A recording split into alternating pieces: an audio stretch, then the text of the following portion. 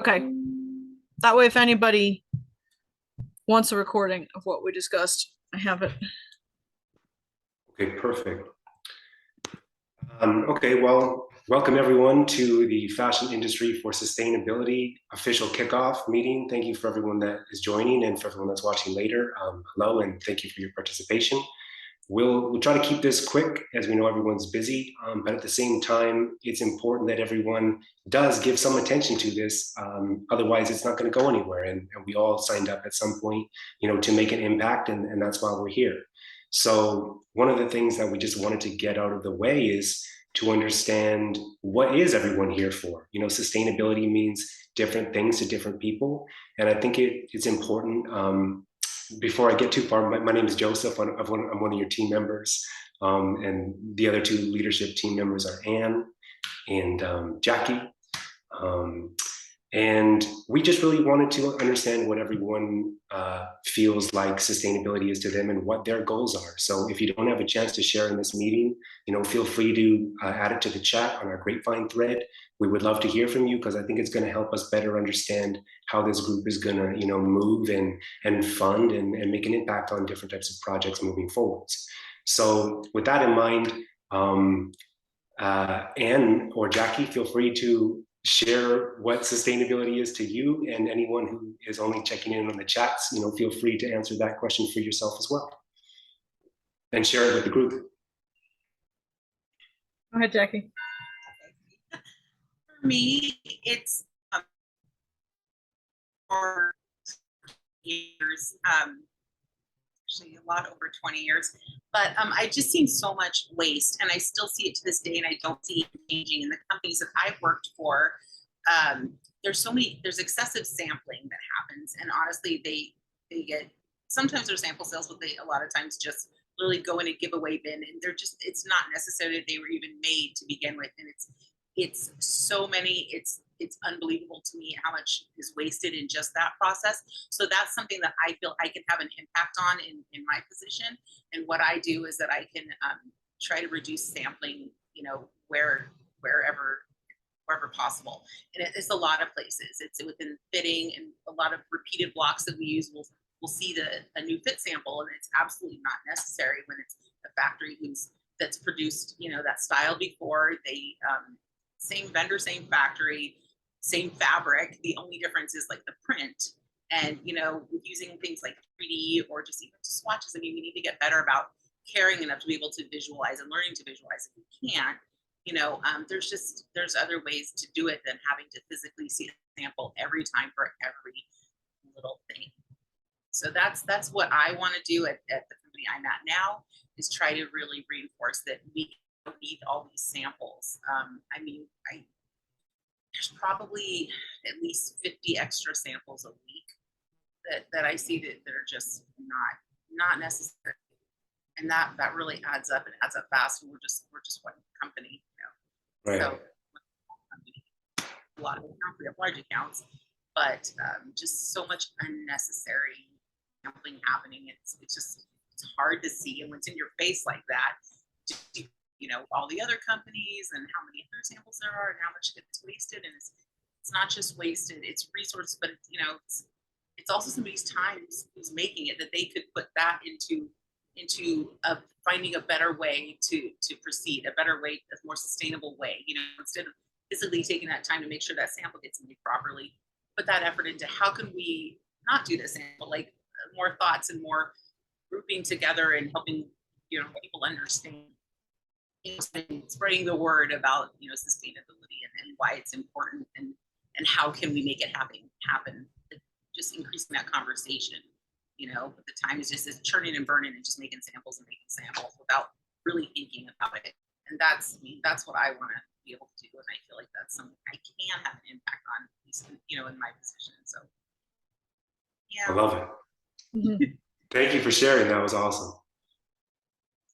Yeah, I see a lot of the same issues with fit samples with some of the clients I work with, where they go through so many fit samples. I think, do you really need that many fit samples just to get to one good garment? And some of it is just working through fit issues and pattern making.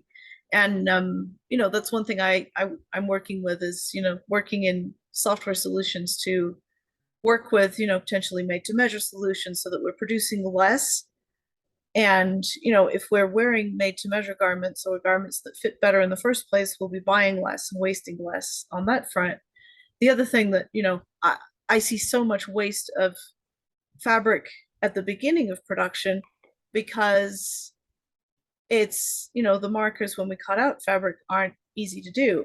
When you're cutting a lot of smaller items or tons of sizes all in one go, you can get a marker down to using 80% of your fabric and only throwing away 20%. But when you're cutting much more tailored garments, you're often throwing away 30% of your fabric on first cut. And it's like, where does that fabric go? I recently signed up for a recycling service that's running around here in Denver called Ridwell, and I've been loving it because they take all of my fabric scraps. They, in themselves, they're not a nonprofit. I need to do a lot of research to see if some of the partners that they partner with do run nonprofits in conjunction with their companies. A lot of the stuff they take, they send out to other companies that either reuse what they take or they've been taking plastics. They take all of the fabric scraps that I cut and it goes to places that will reuse them, which has been amazing. They'll take literally anything. That's great.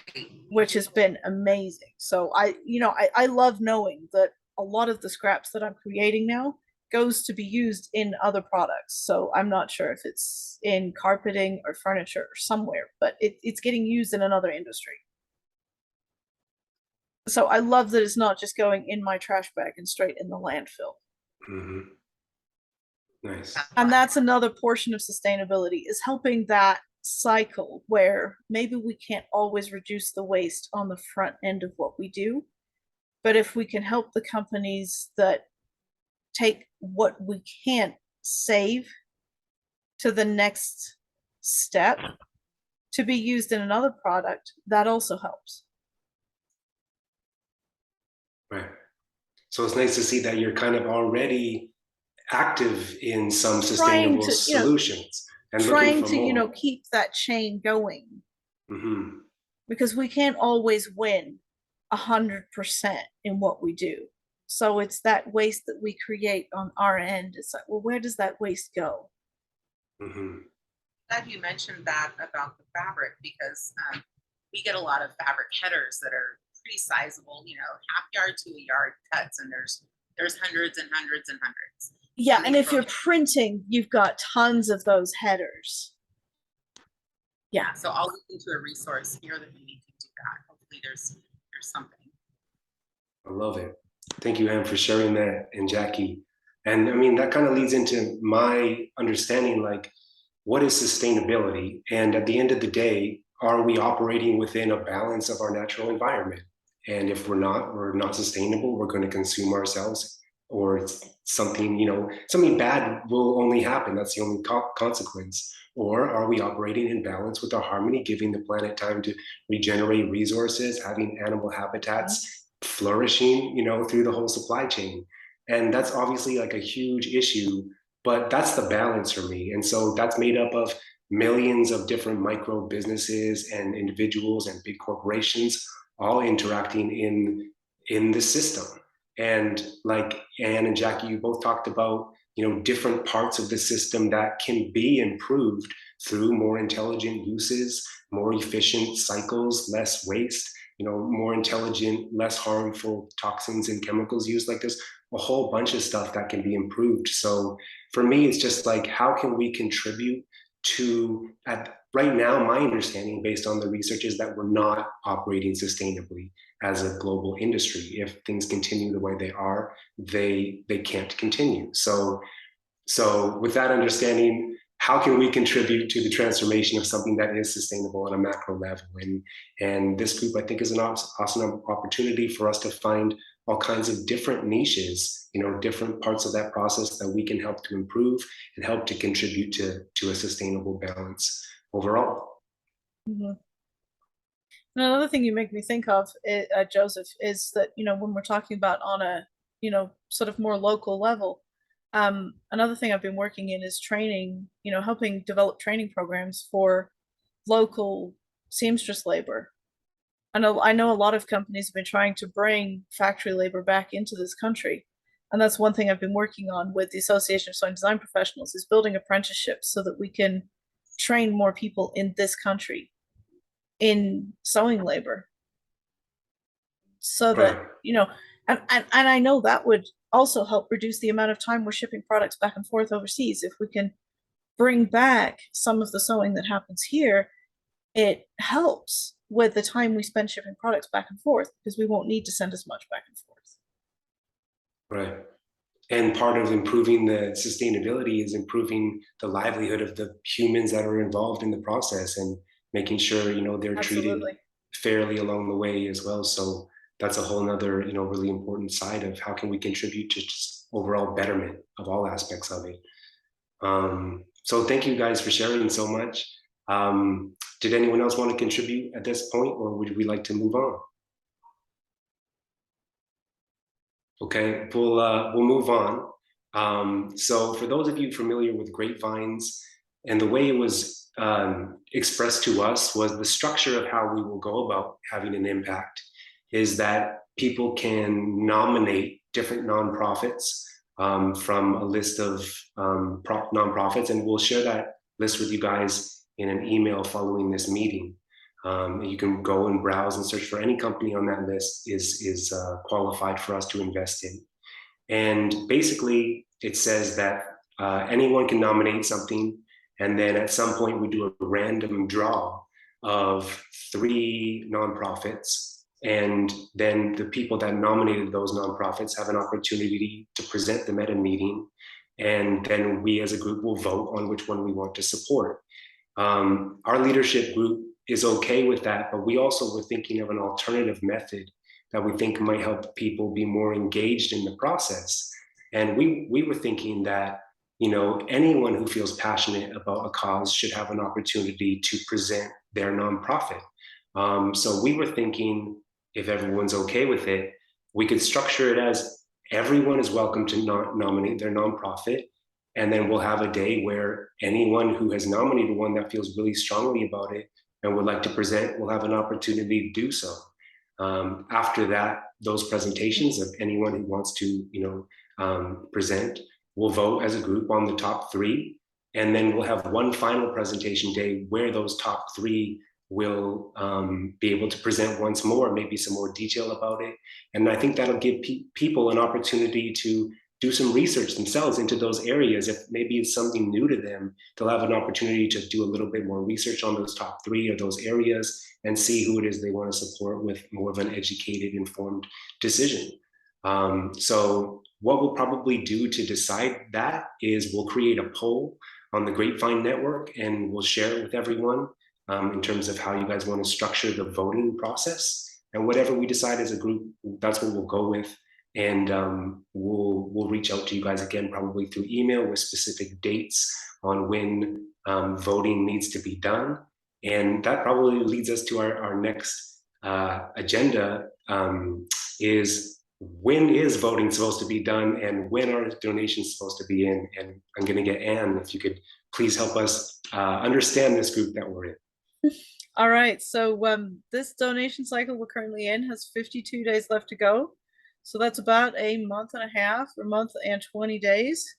So we have almost until Christmas, I think, just right before Christmas left on this cycle. So make it a Christmas present of coming up with a nonprofit to donate. And our last donation cycle has not been allocated yet as well. So we have $250 from the previous donation cycle that we can also allocate, and we can decide as a group to donate this together to one nonprofit, or we could choose 2 nonprofits, one for the last donation cycle and one for this coming donation cycle. I think we actually have two donation cycles from the past unallocated. I think we have one for 250 and one for 575, I think. Let's see. 575 is the current donation cycle. I thought the current donation cycle was okay. Maybe that's me misreading it. That's possible. I think that's no. Let me see. No, but you I might think be right. The current one is 475, I think. You are correct. We have, so that makes 3 donation cycles. So we could pick 3 separate nonprofits Right. to allocate money to. If absolutely, if we get too many nonprofits that people are excited about and want to talk about, we might have to rethink this model.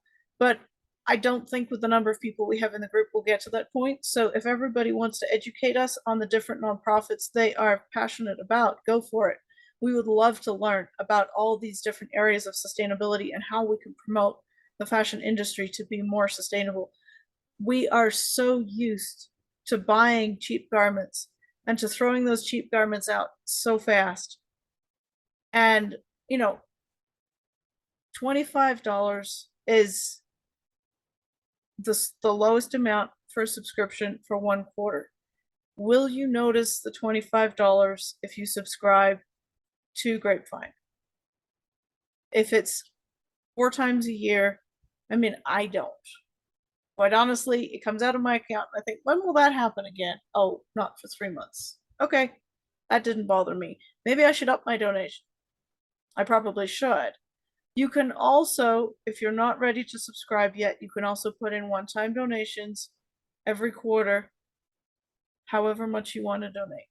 If there's a nonprofit you feel really passionate about, and we will put up a post on Grapevine later today so you can put in your nonprofit nominations. We will also post a list.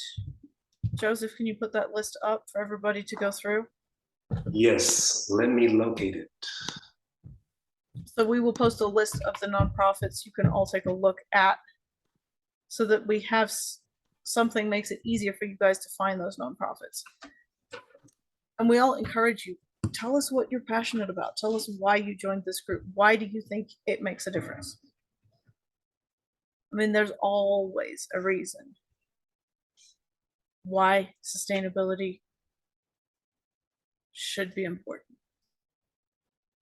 And if you have something to add to our comments about sustainability, post it on Grapevine. Let us all know. Start a discussion. I will see if we can post this video for you so that you can watch. And I just posted the link in the chat for everybody. All right. And we will post it on Grapevine as well. Okay, awesome. Thank you so much. And if anyone has any questions, again, Grapevine is a great place to post it. We'll be able to see it and get back with you and help to clarify, because I'm sure someone else has probably the same questions. You're welcome, Oliver. Jackie, did you want to maybe give us a summary of everything that we discussed and what to expect moving forwards? Sure. Basically, we just discussed what is sustainability to each of us. And it was really great to hear you guys, both of what you said, what you both said has kind of opened my eyes to other things I wasn't necessarily thinking of. It wasn't at the forefront of my mind. It was kind of just what I saw.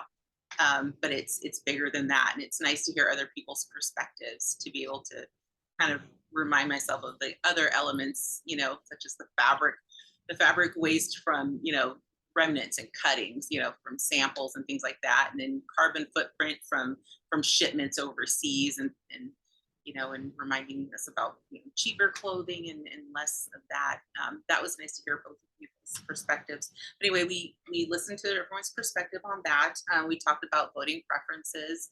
And I agree, as I've already said, but I agree with everybody being able to submit their nonprofit, or at least have a voice in that. And I think we just basically talked about that everyone's able to submit their nonprofit and we can decide how we're going to vote on that. And then and I think we'll be sending a poll out. Sorry, we'll be sending a poll out. Okay. Yes, so we'll send a poll out on that so we get everyone's take on that, and then we can move forward with that.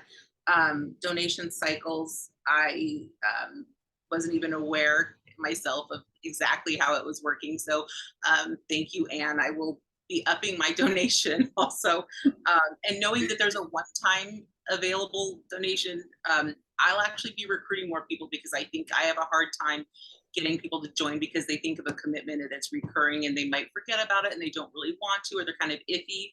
But if it's a one-time thing, I think I can get a good amount more people to kind of just at least give the one-time donation, and you never know, they might end up recurring, joining, or who knows, we'll see. But it's a more of a baby step, I think, for people. So I think that's great. Absolutely. So I'm hoping everybody else feels that way and can share, spread the word, and we can just get more to donate to whoever we decide. And